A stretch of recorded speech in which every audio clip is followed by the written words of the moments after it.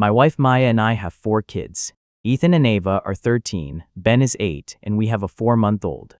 I work overnight shifts, 5 days a week, usually 12 hours at a time. Maya works from home, about 20 hours a week, fitting it in whenever she can between everything else. Before the baby, things were busy but manageable. Loud, sure, but normal. The twins had their routines, Ben had his, and we had some version of balance. Since the baby came, everything feels like it's tilted. Maya had a rough time after the birth. She'd be sitting on the couch holding the baby, staring at nothing while 3 different conversations were happening around her.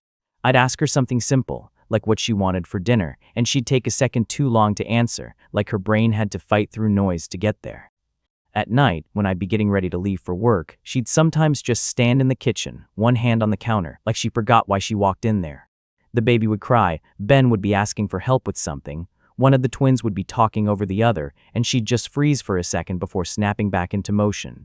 She told me once, quietly, that she couldn't find silence even when things were quiet. We got her into therapy pretty quickly. I'm in therapy too, and we do family sessions, so we're not ignoring anything. We're trying to get ahead of it, but trying and living it are 2 very different things. What started happening over time was the kids gravitating towards her more and more. Not just preference, but almost dependency. At first it was small things. Ava started asking Maya to check her homework again, even though she's always been independent. Then Ethan started asking where things were that he's known the location of for years. Ben began trailing her from room to room, leaning against her legs like he was half his age. It built slowly, but now it's constant. One morning I was home after a shift, sitting at the kitchen table with a cup of coffee, and Ava walked in holding the microwave cord. She stood there and said, "Mom, how do you plug this in?" Maya looked at her, then at the cord, then back at her. Ava wasn't joking, she was completely serious. Maya told her to look at the outlet. Ava said, "I don't want to mess it up." Maya got up, walked over, plugged it in without a word, and walked back to the table. She didn't even sit down, she just stood there for a second like she needed to reset. That kind of thing happens all day. Ben has started refusing to do things he absolutely knows how to do. Shoes, clothes, basic stuff. One afternoon, I watched him stand in the hallway holding his sneaker, calling out for Maya to come tie it. She told him to do it himself. He stood there for a full minute, then said, "I can't." I said, "You tied them yesterday." He looked straight at me and said, "Yeah, but I want Mom to do it. And the twins aren't better, just different. They don't ask for help in obvious ways all the time, but they hover. They'll come into whatever room she's in and just stay there, sit on the counter while she's cooking, lean on her shoulder while she's typing, follow her down the hallway even if they don't need anything. If she moves, they adjust like they're tracking her. We've talked to them about it. In therapy too, they'll nod, say they understand, give her space for maybe an hour, and then drift right back. Outings are the worst. We tried going to a park a couple weeks ago, something simple, fresh air, get out of the house. The baby was in the stroller, Maya was pushing, and the other 3 were practically glued to her. Ava kept looping her arm through Maya's. Ethan walked so close behind her he clipped her heel twice. Ben stayed right at her side, bumping into the stroller every few steps. At one point she stopped walking and said, "I need space. All of you, just take 2 steps back." They did it for maybe 10 seconds. Then it slowly closed in again like nothing had been said. She nearly tripped when Ethan cut in front of her to point at something, and I saw that flash of anger hit her face before she swallowed it down. Later in the car, she didn't talk, just stared out the window. Things like that have been stacking up. There was another moment about a week ago that stuck with me. Maya was trying to answer a work email on her laptop while holding the baby. Ben was asking for a snack. Ava was asking where a charger was. Ethan was talking about something at school, not even waiting for a response, just filling the air. Maya said, "Guys, give me 5 minutes, just 5 minutes." Ben said, "But I'm hungry." Ava said, "I need my charger now." Ethan kept talking like he didn't hear her. Maya closed the laptop, not hard, just final. Then she handed me the baby without looking at me and walked into the bathroom. 5 minutes later, Ava knocked on the door asking if she could borrow Maya's hairbrush. That's the kind of thing we're dealing with. So Maya made the rule about headphones and showers. I kind of understand that. She barely asks for anything for herself.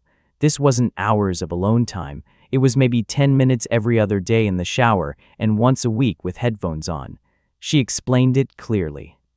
If the headphones are in, don't talk to me unless it's important. If I'm in the shower, leave me alone unless it's an emergency. She even gave examples of what counts as an emergency. Someone is hurt, something broken that could cause damage. The baby is actually in distress, not snacks. Not lost items, not arguments over games. The kids all said okay, even repeated it back, and for maybe a day or two, they actually followed it. Then it slipped. First, it was a knock on the door, just quick. Then someone opening the door halfway to ask a question while she was rinsing shampoo out of her hair. Then Ben was standing outside the bathroom talking through the door because he didn't want to come in but still needed to ask something. The headphone rule didn't hold much better. She'd be sitting on the couch, clearly trying to zone out for a bit, and someone would tap her shoulder anyway, or just start talking and assume she'd take them out. Every time it happened, you could see her getting tighter. Less patience, quicker responses, and shorter answers. A few days ago was the mac and cheese situation. She was sitting on the couch feeding the baby. Ethan came into the kitchen and started looking around. After a minute, he said, "Mom, where's my cup?" She said, "Kitchen." He said, "I looked." She told him to check behind the coffee pot. He stood there, not moving it, just waiting. Then he said, "Can you make me mac and cheese?" She looked up at him and said, "You can make it." He said, "Yours tastes better." There was a pause, and then she snapped. "Can none of you do anything for yourselves?" "No." "Why don't I wipe your arses for you too while I'm at it?" Everything went quiet after that. Ethan just stood there, kind of stunned. Ava looked down at her phone. Ben disappeared into the other room. Maya adjusted the baby and kept feeding like nothing happened, but her jaw was tight the rest of the evening. That's the level she's been pushed to. So today, when I got that text from Ethan saying they were grounded and everything was taken away, I knew it had to be something tied to that rule. I just didn't expect it to hit like this. When I walked into the house, the first thing I noticed was how still everything felt. No TV, no background noise, nothing. Just quiet in a way that didn't feel peaceful. All their electronics were stacked on the counter in a pile. Maya was standing there, arms crossed, staring at nothing in particular. I asked where the kids were. She said, "Rooms." I asked what happened. She took a breath, like she had to decide how much energy she had left to explain it, and then told me she went to take a shower. And in 10 minutes, they came in 5 separate times. By the time she got to the 4th interruption, she said she was already done. By the 5th, something in her just gave out. She shut the water off, got dressed, and walked out, and that's when everything got taken away. I stood there listening to her, looking at the pile of devices, hearing how tight her voice still was even after the fact. And I said, "A week feels like a lot." She looked at me like I had completely missed what she was saying. She said, "A lot compared to what?" I tried to explain that I understood why she was angry. I really did. 5 interruptions in 10 minutes isn't small. But a full week with nothing, no phones, no games, no anything, felt like a big reaction for kids who were clearly acting out for attention. She let out this short laugh that didn't sound amused at all. "Attention," she repeated. "That's what you think this is?" I said it is part of it. They're struggling. The baby changed things. They're clinging to her because she's the center of their world right now. She shook her head and rubbed her face like she was already tired of the conversation. "I am not a resource they get to drain whenever they feel like it." I said I wasn't saying that. I said I just think maybe this could have been handled without going straight to a full week of grounding. That's when she turned towards me fully. She said, "You weren't here. You didn't hear it. You didn't feel it." I told her to walk me through it again. She did, but slower this time and with more detail.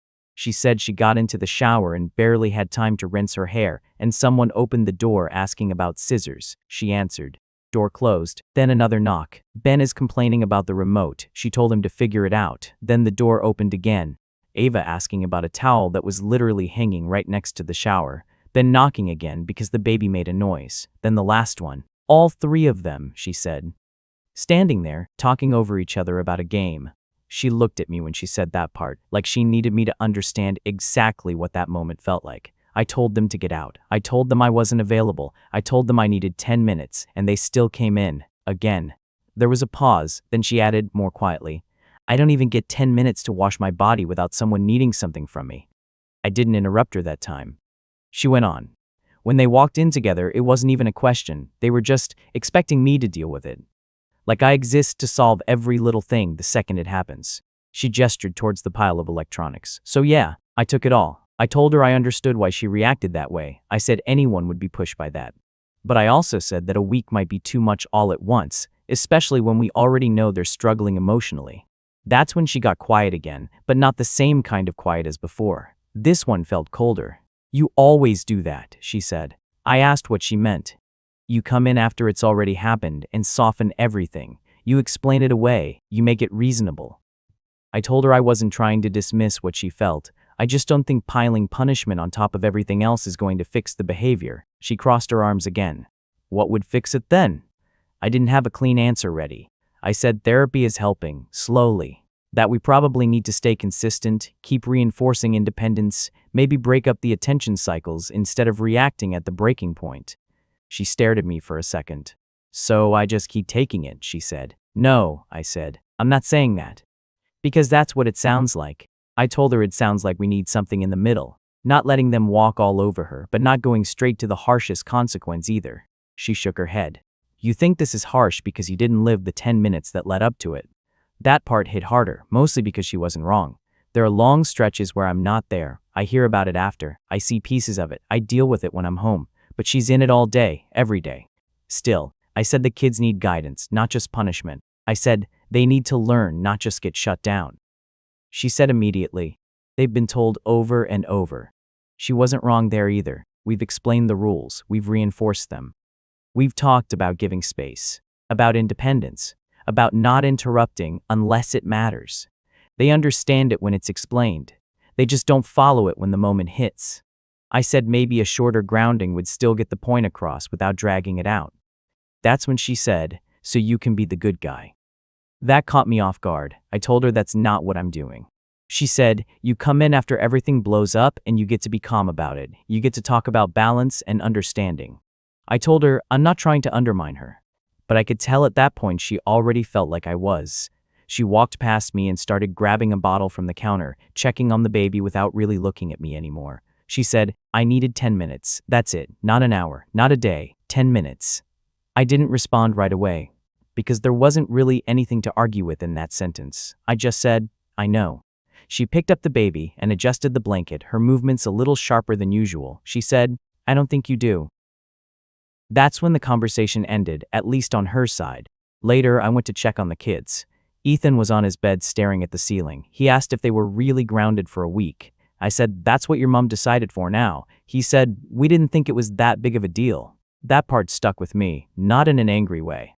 Just, they genuinely didn't think they were doing anything serious. Ava was quieter. She just asked if Maya was still mad. Ben asked when he could have his tablet back. None of them seemed to connect what they did to how big her reaction was. To them, it was just asking questions. Normal stuff. And that's where I'm stuck. I see what they're doing. I see why they're doing it. But I also see what it's doing to Maya. She's running on empty most days. Even when she's sitting still, you can tell she's not actually resting. She's waiting for the next interruption.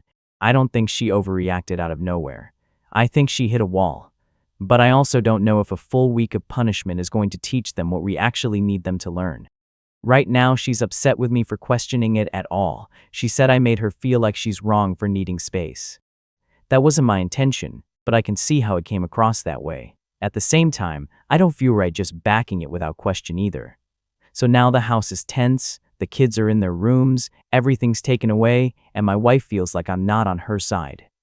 Am I wrong for thinking this went too far? Well, people had different opinions. One said, "Your twins are 13, not toddlers. They are absolutely old enough to help run the house for short stretches, especially for something as basic as giving their mom 10 minutes to shower without interruption. That's not some huge demand. That's the bare minimum. At their age, kids babysit. Not just siblings, other people's kids, and yours can't handle keeping an 8-year-old occupied and leaving a bathroom door alone for 10 minutes. That's not just, they need attention. That's a lack of expectations. 5 interruptions in 10 minutes is ridiculous. I don't blame your wife for snapping, and I don't blame her for taking their stuff. They earned that consequence. What's more concerning is your reaction. Instead of backing her up, you questioned her in the moment she was clearly overwhelmed. That just reinforces to her that she's alone in managing all of this. Your kids need to step up. Your wife needs support. Right now, she's getting neither. Another person said, "You're focusing on whether she went too far, but you're ignoring how close she sounds to breaking." She's not grounding them for fun. She's trying to stop herself from drowning. That's what this looks like when someone is stretched past capacity, short fuse, sharp words, and finally just shutting everything down to get a second of quiet. And instead of stepping in with solutions, you're critiquing how she handled it. From her perspective, she's carrying 4 kids, a job, a baby, constant noise, constant touch, and 0 uninterrupted time. And then her partner comes home and questions her one hard line. That's going to feel like abandonment, not teamwork. Yeah, maybe the punishment isn't perfect, but that's not the priority right now. The priority is that she can't even take a shower without being interrupted 5 times. Come at her with support first. Fix the situation together after. Right now, she needs relief, not analysis. Continuation. I read through a lot of the responses, and yeah, I get that most people think I handled it wrong. I'm not going to pretend I suddenly agree with everything, because I don't. But things didn't just sit where I left them. It's got worse in ways I didn't expect. The grounding didn't even last 48 hours before everything started shifting. At first, the house was quiet. Not peaceful, just quiet in a tense way. The kids stayed in their rooms more. Maya wasn't getting interrupted every 5 seconds. I thought maybe the punishment had actually worked. Then the second day hit.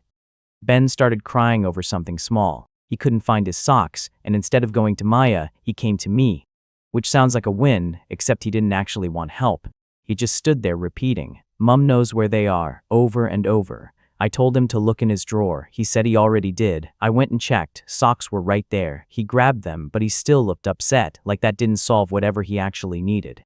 That same afternoon, Ava came into the living room while Maya was sitting with the baby. She didn't ask anything. She just sat down right next to her, pressed up against her shoulder. Maya stiffened immediately. She said, "Ava, I need space." Ava didn't move. She just leant her head slightly more against her. Maya repeated it, sharper. Ava got up slowly, didn't say anything, and walked away. About 10 minutes later, I found her in her room crying, but when I asked what was wrong, she just said, "Nothing." That's been happening a lot. They don't stop going to her, they just go quieter about it. And then the trying started. On the 3rd day, I came downstairs and found a piece of paper taped to the fridge. It was written in Ava's handwriting, a list. At the top it said, "Things to ask Mom later so we don't bother her." Under it were bullet points, stuff like, "Check maths homework, where is the tape, help with dinner. Ben needs help with reading, ask about the school form." It looked organized, thought out. I pointed it out to Maya, thinking maybe she'd see it as them making an effort.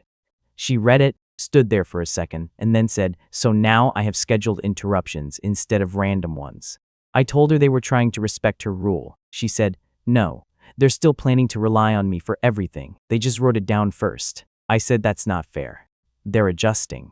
She said, "They're adapting the same behavior." That turned into an argument that went nowhere. Later that day, Ethan started doing something different. Instead of asking questions directly, he'd narrate everything he was doing. "I'm going to get water. I'm using this cup. I'm putting it back here." At first I thought he was just talking to himself, but then I realized he was saying it louder whenever Maya was in the room. She told him to stop after a while. He said, "I thought you wanted us to tell you things instead of asking." She said, "I don't need a play-by-play of your existence." He shut up after that, but the tension in the room was obvious. The next big issue came when I tried to step in more directly. I told the kids that when I'm home, they come to me first. Questions, help, whatever. Leave their mom alone unless it's actually important. They agreed. They also immediately tested it. Within an hour, I had all 3 of them asking me things nonstop. Not normal questions either, the same kind of stuff they'd ask her. "Where's my charger? Can you check this? Is this clean? Can you make this?" It didn't stop. At one point, Ethan asked me where his cap was. I told him to look in his room. He said he already did. I told him to check behind the bed. He looked at me and said, "Mom would just tell me." That pissed me off more than it should have. I told him I'm not his mother and he can figure it out himself. Maya heard that from the other room and didn't say anything, but I could feel it land. By the end of the day, I was getting irritated. I won't lie about that. It's constant. It doesn't stop. And that's just me dealing with it for a few hours. Not all day like she does. But instead of admitting that, I doubled down. I told Maya later that night that they were clearly reacting to her pulling away, that they're escalating because they feel it. She said, "Or maybe they're escalating because it's always worked." I said she's making it worse by shutting them out completely. She said she's asking for basic space, not disappearing. That argument went in circles until we both dropped it. The next day was worse. Maya tried to take a shower again. She told everyone beforehand, "I'm showering, do not come in unless it's important." I was home this time. Within 5 minutes, Ben came to me saying the baby made a noise. I checked. Baby was fine. Then Ava asked me where the scissors were. Then Ethan asked if he could start the console. None of it required Maya. None of it stopped them from trying to pull attention in some direction. And here's the part I didn't expect. I got overwhelmed fast. Not snapping, not losing it, but that same feeling she's been describing. Like there's no gap between one request and the next. When she came out of the shower, she looked at me and said, "See?" I said, "It's not the same. They weren't coming into the bathroom." She just stared at me and walked past. Later that evening, things escalated again. Maya asked the twins to handle dinner for themselves and Ben while she fed the baby. Nothing complicated, just heat up leftovers. They said okay. Then, within minutes, which plate do we use? Is this still good? Do we microwave it or oven it? Where's the lid? She answered the first couple. Then she stopped responding. They kept asking. Eventually, she got up, handed me the baby without a word, and finished it herself. Afterwards, she said, "This is exactly what I mean." I said, "They're trying, you're shutting them down." She said, "They're asking me to think for them." That's when it turned into a bigger argument than before. She told me she feels like she doesn't exist as a person anymore, just as the default for everything. I told her she's pushing the kids away. She said, "Maybe they need to learn they can stand without me holding them up every second." I said, "They're kids." She said, "They're not babies." That didn't go anywhere productive. Then something else started happening. Maya has been leaving the house more, not in a dramatic way, just timing errands differently. Taking the baby and going out right around the time the older kids are all home. At first I thought it was coincidence, then I realized it wasn't. She's avoiding being there when it's at its worst. I brought it up and asked why she keeps leaving. She said, "Because it's the only time I can think." I told her that's not a solution. She said, "Neither is this." We haven't really spoken properly since that conversation. The kids have also changed how they act around her. They're quieter, but not better. Ava still tries to sit next to her. She just waits longer before doing it. Ben still looks for her constantly, but just hesitates before asking. Ethan has mostly stopped asking questions, but now he just hovers, like he's waiting for the right moment. It's like everything is more controlled on the surface, but the need is still there underneath. And now there's tension on top of it. The grounding is still in place. Maya hasn't backed down. I haven't pushed it again because I know how that went the first time. But I still think a week is too much. At the same time, I can't ignore what I saw when I tried to handle it myself. I just don't agree with how she's handling it, and she clearly doesn't agree with how I am. So now we're stuck in this middle where the kids are acting differently but not better. My wife is more distant, and every conversation between us turns into the same argument from a different angle. I don't know what the right answer is anymore. Continuation. A lot has happened since I last posted, and I'm not going to pretend things are better. They're not. If anything, everything that was already there just got sharper. After the last argument, Maya and I actually sat down and talked. Not a blow-up. Not talking over each other, just sat at the table after the kids were in their rooms and went through it. She told me straight that she cannot keep living like this. Not the noise, not the constant questions, not being the default for every single thing in the house. She said she feels like her brain never shuts off, even when she's not actively doing anything. Then she said something more specific. She wants consistent, guaranteed time where she is not responsible for anyone, not when it works out, not when things calm down. Actual scheduled time where I am fully in charge and she is not to be approached. She also said if I can't cover it because of my shifts, then we need to hire help. A sitter, even just a few hours a week. I told her I'm already working 5 nights a week and barely sleeping as it is. Adding more on top of that or bringing in outside help didn't feel realistic to me. She said, "So what's your solution?" I said we're already in therapy and we need to stick with that the kids need to adjust and this phase will pass. She just stared at me and said, "You're asking me to survive it." I told her I'm asking her not to shut the kids out while they're struggling. That conversation ended without anything actually being resolved. But for a couple days after, things were quieter between us, not better, just contained. During that time, I tried to step in more in the way people kept saying I should. When the kids asked Maya something, I answered instead. Sometimes before she even had a chance to respond. At first, it felt like I was helping, taking pressure off her. But the kids didn't really shift the way I expected. They would still look at her when they asked. Even if I answered, their attention stayed on her, like I was just background noise. "Mum, where's the tape?" "It's in the drawer," I'd say. They'd still look at her. If she didn't respond, they'd repeat it. It turned into this weird dynamic where I was speaking for her, but they were still waiting for her.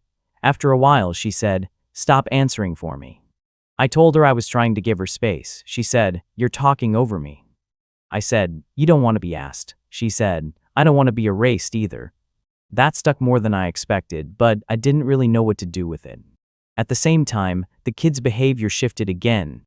Instead of asking for help directly, they started asking permission for everything. "Can I use this plate? Can I sit here? Can I get a snack? Can I start this?" Stuff they've never needed to ask before. It sounded polite, respectful even. I pointed that out to Maya and said, "This is what we've been trying to get them to do. Be more aware, more considerate." She said, "They're still asking me to approve every step." And she wasn't wrong. Even with the questions sounding better, the volume didn't go down. If anything, it went up. Then there was the independence thing. They started trying to do things on their own more, but they'd narrate it while doing it. "I'm putting this in the microwave. Is that too much water? I'm using this pan." Not always phrased as questions, but still directed at her. She'd be holding the baby, clearly trying to focus, and they'd still be talking at her while doing something they technically didn't need her for. It didn't reduce the pressure. It just changed how it showed up. One night, Maya asked the twins again to handle dinner for themselves and Ben. Same situation as before. They started off fine. Then, "Is this expired? Do we need to heat this longer? Is this enough for him?" She didn't respond. They kept going. Eventually she stood up, took over, finished it herself, and didn't say a word after. Later, she told me, "This is exactly why I don't answer anymore." I said, "They're trying. You're shutting it down again." She said, "They're still making me think for them." We keep having the same argument, just with different examples. Another thing I noticed, the baby has been harder to settle. Not constantly, but during the times when everything is happening at once. When the older kids are talking, moving around, asking things, even if it's quieter than before. Maya said it's because there's too much going on around her. That she can't get the baby into a calm state when everything else is still pulling at her attention. I told her babies are just like that sometimes. She didn't argue, but she didn't agree either. Then something changed with Ava. She stopped going to Maya almost completely. No questions. No sitting next to her. No trying to get her attention. At first I thought, finally, she's backing off. But it wasn't that. She just stopped interacting with her. If Maya spoke to her, she'd answer, but briefly. No extra conversation, no closeness. Maya noticed immediately. One night she said, "She won't even look at me." I said, "You wanted space." She said, "Not like this." That didn't go anywhere productive either. Everything has been like that. No resolution, just different versions of the same problem. Then a few days ago, it finally hit a breaking point. Maya told me she needed a break again. Not just an hour, not just leaving the house for errands. She said she needed real space. She packed a bag for herself and the baby. I asked how long. She said she didn't know. I asked where she was going. She said she'd let me know once she was settled. I told her we should talk about this first. She said, "We've been talking." I told her leaving like this isn't fixing anything. She said, "Staying like this isn't either." Before she left, she said one more thing. "If you can't see what's happening here, I can't make you." Then she left. Later that day, she texted me saying she's staying with a friend for now. The next morning, she told me she's filing for separation. Her words were that she needs space to function as a person again, not just as a parent. I told her that feels extreme. She said it feels necessary. I said the kids are going to take this hard. She said they're already struggling. I said we should slow down. She said she already has. I told her I'll respect her space for now, but I don't agree with this, and I don't. I still think she's pulling away at the worst possible time. The kids are already acting out, already needing more reassurance, and now she's removing herself even more. At the same time, I can't deny that everything leading up to this hasn't been working. Right now, I'm home with the 3 older kids. They're quieter than before, not calmer, just quieter. They still ask questions. They still hesitate before doing things. They still look towards where she would be, even when she's not here. And now there's just space where she was. I don't know what this turns into yet, but this is where it's at right now. Analysis. What makes this situation uncomfortable to read isn't the noise, the kids, or even the snapping. It's the quiet shift in how everyone in that house has started using the same person as their external brain and then reacting differently when that system starts failing. Look closely at the pattern. The kids aren't just asking for help. They're outsourcing decision-making. Where's my cup? Isn't about the cup. Is this plate okay? Isn't about the plate. These are micro-transfers of responsibility. Tiny handoffs, repeated dozens of times a day, where Maya becomes the final checkpoint for reality. That's not clinginess in the usual sense, it's dependency disguised as normal interaction. And here's the part people miss. The father is participating in that same system, just in a more socially acceptable way. He doesn't ask where the cup is, but he expects Maya to absorb the emotional and cognitive overflow of the household. When she stops, he doesn't see a system collapsing. He sees her withdrawing. That difference in interpretation is the entire conflict, because from his perspective, stability means continuity. The kids need reassurance, the house needs to function, and Maya's role in that system has always been central. So when she starts refusing input, whether that's questions, touch, or even presence, it registers as disruption. From her perspective, stability means reducing input. She's not trying to change the family dynamic philosophically, she's trying to survive it neurologically. The brain she's operating with right now can't filter constant low-level demands. So she starts cutting them off at the source. Neither of them is actually addressing the same problem. What's more interesting is how the kids adapt. They don't stop the behavior, they reshape it. They move from direct questions to permission seeking, from talking to narrating, from asking to hovering. That's not defiance, that's persistence. The need hasn't gone away, so it finds new forms. And each new form gets misinterpreted. He sees effort, she sees continuation. That gap widens until even improvement becomes another stressor. Then there's the moment with the daughter pulling away. That's the most telling shift in the entire story. One child stops participating in the dependency loop entirely, not by becoming independent, but by disengaging emotionally. That's not growth. That's recalibration. When access to the central figure becomes unpredictable, some kids escalate, others retreat. Both are responses to the same instability. The separation isn't sudden, it's the logical endpoint of two incompatible coping strategies. He tries to stabilize by maintaining connection and structure. She tries to stabilize by reducing demand and exposure. Those approaches can't coexist long-term without one person absorbing more damage, and that's what's been happening. The mistake isn't that he doesn't care. It's that he keeps evaluating her reactions instead of the system producing them. Every time he says they're trying or this is too harsh, he's reinforcing the idea that the current level of demand is acceptable, and only her response is under review. But the demand is the problem. Until that's recognized as the central issue, not the tone, not the punishment, not the wording, nothing they try will actually resolve it. It'll just keep mutating into new versions of the same breakdown.